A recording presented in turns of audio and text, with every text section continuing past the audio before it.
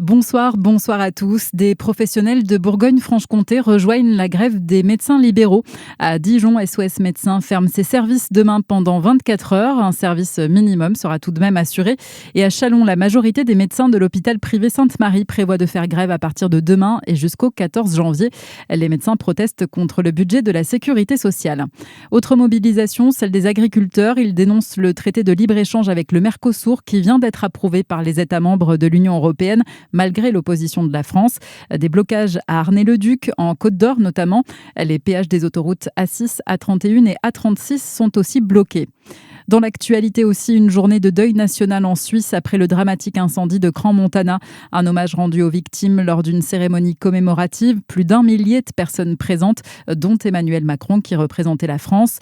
Le patron du bar est placé en détention préventive. Lui et sa femme ont été une nouvelle fois auditionnés ce matin. À la sortie, la copropriétaire, laissée libre, a présenté ses excuses.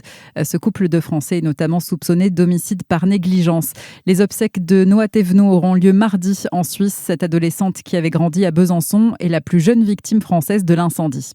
Le site des oratoriens a ouvert au lycée Hyacinthe-Friant de Poligny. L'inauguration a eu lieu hier en présence de Jérôme Durin, le président de la région Bourgogne-Franche-Comté.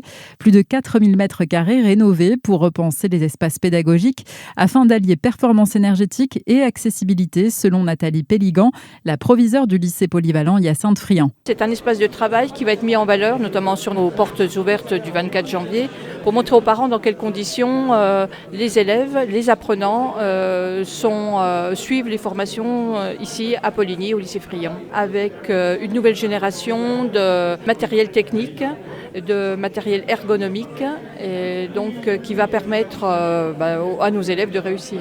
Et puis c'est un établissement qui mérite qu'on l'accompagne, avec tout le dynamisme qui m'accompagne et qui accompagne les équipes. Donc très heureuse d'être présente et très heureuse d'accompagner dans un site exceptionnel toutes les équipes pédagogiques et les élèves et les familles. Le montant total des travaux s'élève à 14 millions d'euros financés par la région.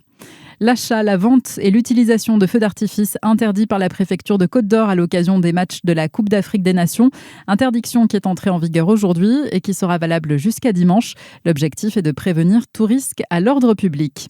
Et puis dans le Jura, la percée du vin jaune se prépare à Lons-le-Saunier. On en sait plus sur l'organisation.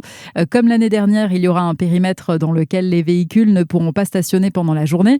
Les résidents du centre-ville ne pourront se déplacer qu'à pied au sein de ce périmètre et ils devront être munis d'un badge. La journée du samedi est déjà complète, mais il reste des places pour le dimanche et des passes week-end.